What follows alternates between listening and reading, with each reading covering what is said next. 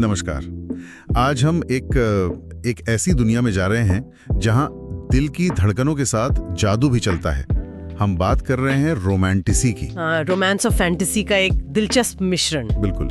और हमारे पास जो जानकारी है वो रोमांटिसी, प्रेम और जादू का संगम नाम के स्रोत से है। तो आज हम समझेंगे कि ये है क्या, इसकी दुनिया कैसी है और आजकल इतनी बात क्यों हो रही है इसकी। सही, ये जानना जरूरी है कि रोमांटिसी सिर्फ रोमांस और फैंटेसी को मिला देना नहीं है, ये अपने आप में एक पूरा अनुभव है। अच्छा। हाँ, इसमें देखिए प्रेम कहानी तो बिल्कुल सेंटर में होती है, लेकिन ये कोई सीधी सादी लव स्टोरी नहीं होती है।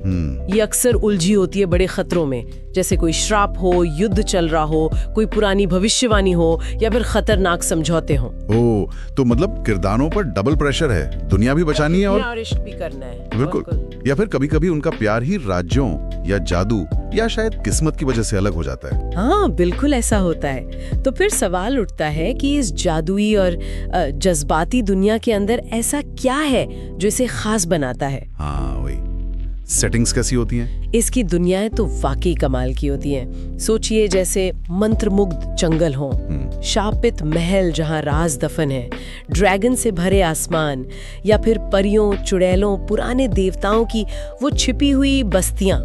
सुनने में तो बहुत ग्रैंड लगता है भी, लेकिन सिर्फ ये भव्य सेटिंग्स ही नहीं है।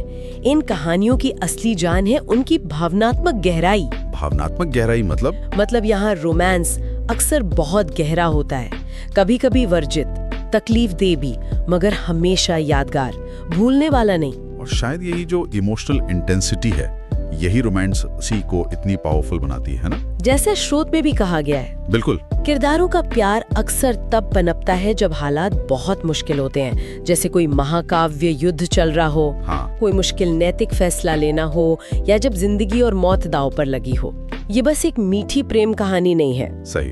पाठक सिर्फ किरदारों के प्यार में पड़ने का एहसास नहीं करते, वो उनके दर्द को, उनके बलिदान को, धोखे के दंश को और उस उथल पुथल के बीच पनपते रिश्ते की खूबसूरती को भी महसूस करते हैं। ये दिलचस्प बात है। हाँ, ये प्यार में एक अलग तरह का यकीन दिलाता है। इसलिए नहीं कि ये परफेक्ट है, बल्कि इसलिए कि ये नामुमकिन हालात से लड़कर भी जिंदा रहता है। शायद यही वजह है कि ये आजकल इतना अपील कर रहा है। ये बहुत अच्छा पॉइंट है कि मुश्किल हालात में पनपने वाला प्यार ज्यादा मायने रखता है। तो इसकी बढ़ती लोकप्रियता के और क्या कारण हो सकते हैं? सिर्फ एस्केपिज्म, मतलब पलायनवाद तो नहीं होगा? पलायनवाद तो है ही, जाहिर है। एक जादुई दुनिया में खो जाना, वहां प्यार में पड़ना किसे अच्छा नहीं लगता। हाँ, वो तो है। लेकिन इसके अलावा ये शैली जो गहरी मानवीय भावनाएं हैं, जैसे तड़प, इच्छा, बलिदान, दर्द, इनको बिना किसी झिझक के एक्सप्लोर करती है। और किरदारों के बारे में भी कुछ खास है? हाँ बिल्कुल, किरदार बहुत दमदार होते हैं। नायिकाएं सिर्फ बचाने का इंतजार नहीं करती। राइट। वे योद्धा होती हैं, शासक होती हैं, विद्रोही होती हैं। और नायक? स्रोत कहता है वे अक्सर खतरनाक या टूटे हुए। हाँ, या बेहद शक्तिशाली। लेकिन प्यार के सामने उनकी भी अपनी कमजोरियां होती हैं। ये जो किरदारों का दोहरापन है ना, शायद ये भी पाठकों को बहुत आकर्षित करता है। बिल्कुल। और फिर वो थीम्स या ट्रोप्स की बात आती है, युक्तियां जो हमेशा हिट करती हैं। हाँ बिल्कुल, जैसे दुश्मन से प्रेमी बनना, एनिमीज टू लवर्स। हाँ, ये तो बहुत पॉपुलर है। जहां नफरत धीरे धीरे जुनून में बदलती है। सारा जे मास की एक court of thorns and roses में ये बहुत अच्छे से दिखता है। अच्छा। एक इंसानी लड़की, परीलोक की खतरनाक राजनीति और एक शक्तिशाली शासक का प्यार, सब उलझा हुआ। और वर्जित प्रेम या सोलमेट बॉन्ड, मतलब जन्मों का बंधन, ये भी तो काफी कॉमन है इसमें। हाँ बिल्कुल।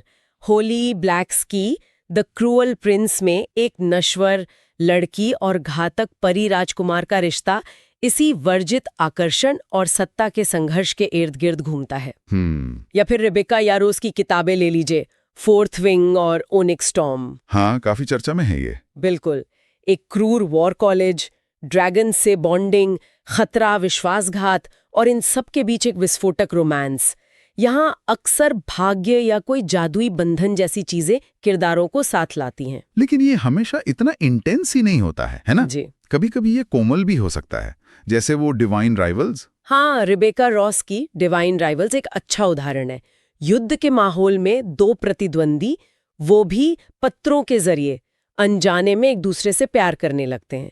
बहुत ही मतलब कोमल और कालातीत कहानी है। तो इसमें काफी वैरायटी है। बिल्कुल।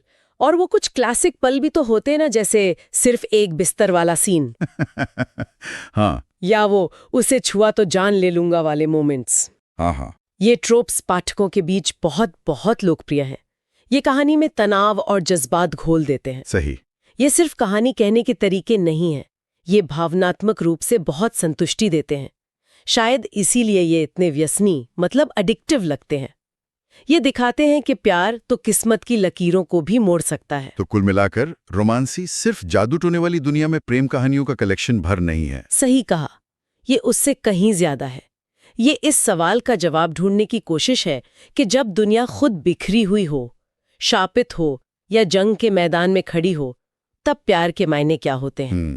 प्यार क्या सिर्फ एक एहसास है या कुछ ज्यादा? ये वाकई सोचने पर मजबूर करता है। जैसे प्यार के लिए क्या कुर्बान किया जा सकता है? हाँ, क्या कोई अपनी रूह के लिए पूरी दुनिया पार कर सकता है? और सबसे बड़ा सवाल शायद ये है, क्या प्यार कमजोरी है या अपने आप में सबसे ताकतवर जादू? बिल्कुल। और इस उथल-पुथल भरी दुनिया में शायद रोमांटिसिटी हमें यही याद दिलाती है